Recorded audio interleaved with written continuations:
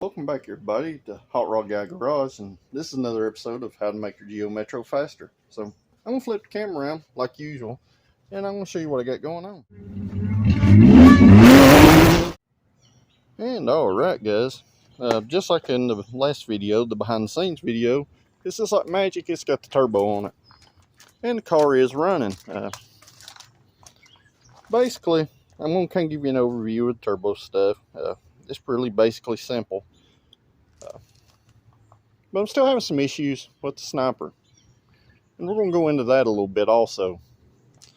So, basically, the manifold I built in the behind the scenes video is on there. I bolted the turbo up. Just real simple air filter setup. Adapted to my previous cold side. Once again, just add the little pipe right here. And a coupler. And as much as I hate hood stacks, we got a hood stack. Mostly because I wanted to run a 3-inch pipe, because I knew I was going to have to come out super tight to turbo down here. So I needed all the volume I could get to make that bend. So that ended up me cutting the core support and top the core support out of the car, which the car does have a tubular one, lower one already. So I temporarily mounted a radiator just off a bar over here at kind of a little bit of an angle. Now you can do this stuff without doing all this. Once again, this is kind of max effort stuff, and that's what we're having to do. But I've been troubleshooting the Sniper, and it's not run good in a while, guys. So I changed fuel pump last night, and this is temporary. Not real happy with this. But that's going to change, and there's some other stuff that I'm going to have to address. So I went through the whole wrap and everything with aluminum foil bit that everybody goes with the Sniper. So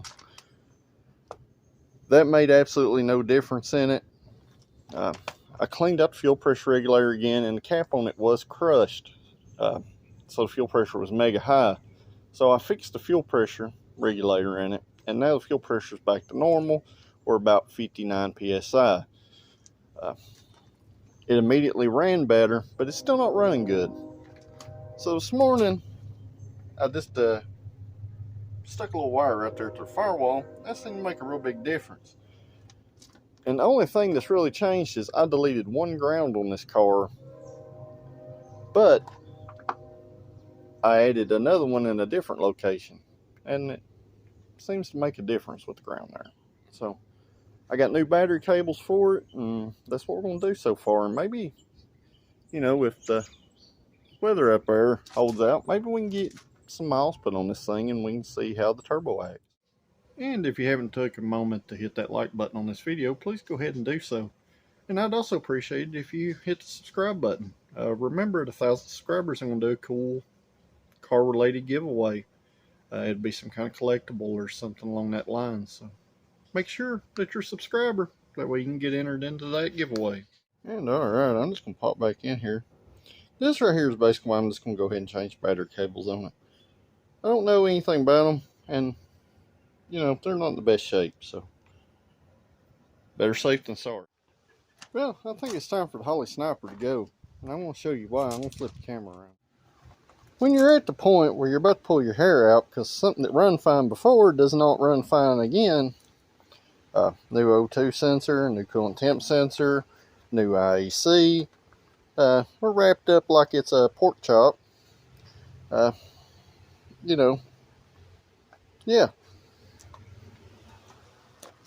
We get in here,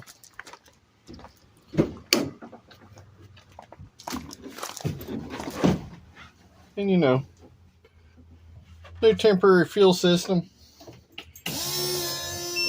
packs unhooked,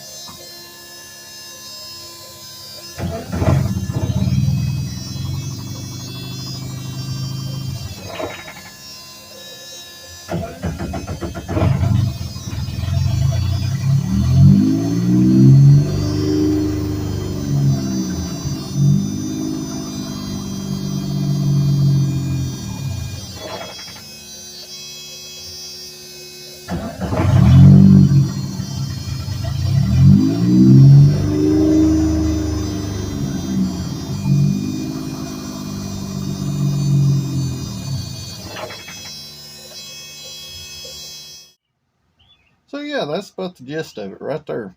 Sometimes it'll buck up and it'll run good for a few minutes, but it'll immediately, as soon as you rev it, it'll go back to doing that stupid stuff right there, and it'll die.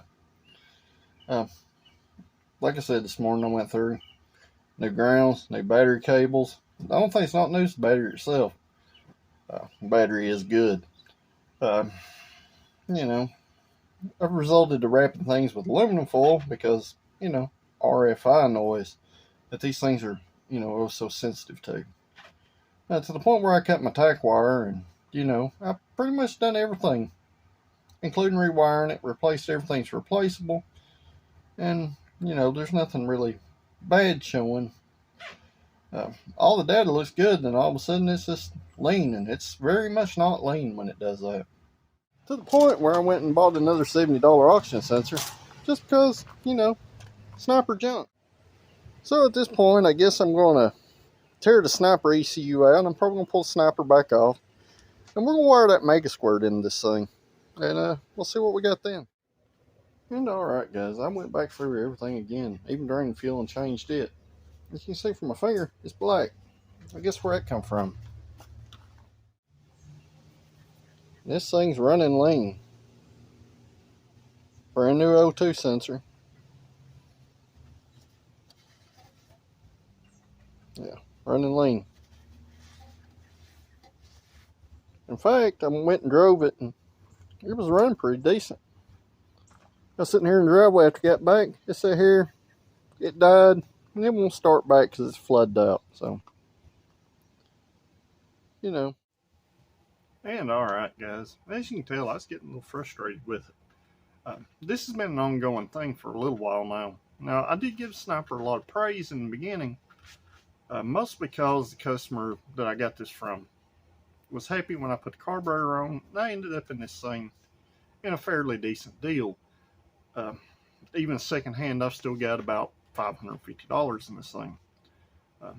I'm not super happy that over time it has greatly degraded the way the car run, and I always felt like it had a lot more in it. And the Sniper was telling me everything was okay, but me reading the plugs was telling me that it was mega fat most of the time. So after today's events, I was going to give it another shot. That way we could get some data without changing anything else to kind of back stuff up. Unfortunately, that's just not the way things are going. So I'm going to flip the camera around. I'm going to kind of show you what I got going on. Alright guys, as you can see, I've started to tear the Sniper down. Nothing blatantly obvious so far. All our little crappy injector plugs that never stay in these are all in their place.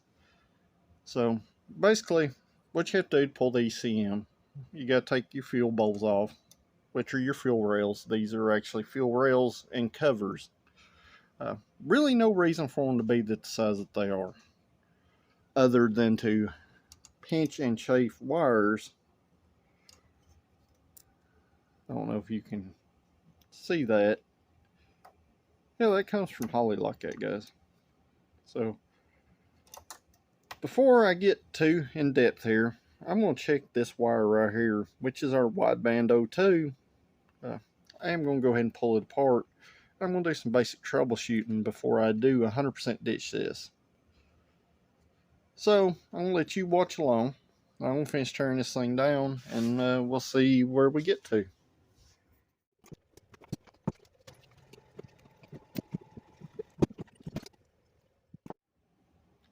And alright guys, this is your Sniper right here.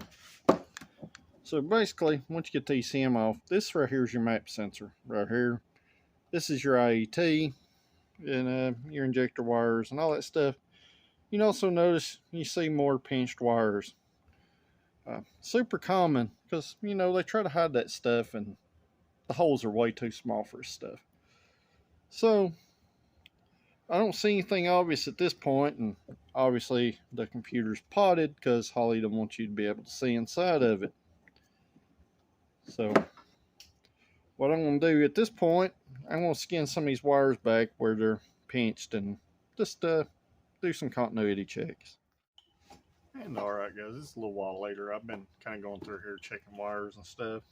I can't find anything that's broken. So at this point, if you remember before, that I've cleaned injectors out of this thing also. So at this point, I'm going to break up my little friends right here and probably hurt some people's feelings, because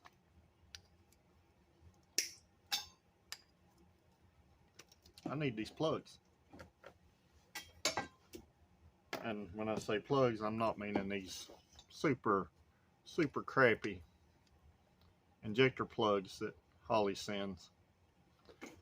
I'm talking about stuff like the AC plug and, you know, the TPS plug and the Cool 10 cents plug.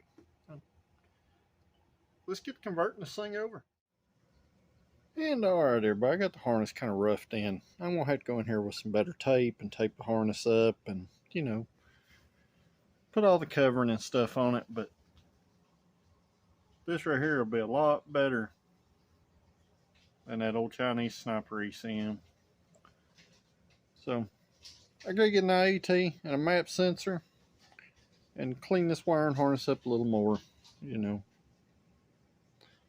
And we'll be back in business. So hopefully the next episode, the car will be back running. And I fully expect the Holley thumpers to come in and start, you know, bashing me about this. But let me tell you something. I probably could have tuned it. I'm not buying a $65 cable for something that should have come with it. If they knew their self-learning software was that bad, they shouldn't be charging you for a tuning cable. I have tons of MegaSquirt, MicroSquirt experience, so that's what I'm going to. I'm going to a system that I know how to operate, and I also know that works reliably. So guys, it's Sunday, so this is day 2 of, you know, changing Holley Sniper ECM over to MegaSquirt, MicroSquirt setup. So I'm going to flip the camera around and kind of show you what I got going on. So basically at this point, I've got the Sniper reinstalled, obviously without the ECM up here, and I will later make some kind of cover to cover this. Got our harness running in the car.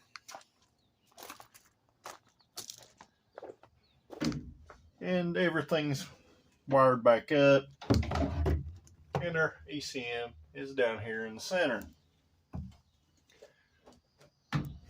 So basically, at this point, I'm ready to verify everything, that everything works. Went this morning to the shop and grabbed IET and a map sensor out of another car, just where I can verify my sensors and my harness. But right when I went to connect to it to verify, this is what happened. So basically, every time I have to restart this computer for any reason, it wants to update. To be honest, I hate this HP computer right here. We're 4 hours in for it to update. Now it's telling me it couldn't complete the changes, so it's undone them. So now we're on another 2 to 3 hour loop of waiting on that to happen. So I don't know. So at this point, guys, I'm kind of in a perpetual loop of waiting on the laptop to uninstall updates that didn't exist in the first place, because there was no way that it acquired any updates to update, you know, the update thing. So this is a common deal with this laptop. Anytime that I don't use it regularly, it does this stuff. So I'm gonna let it pitch its fit, and hopefully I'll be back before I have to publish this video.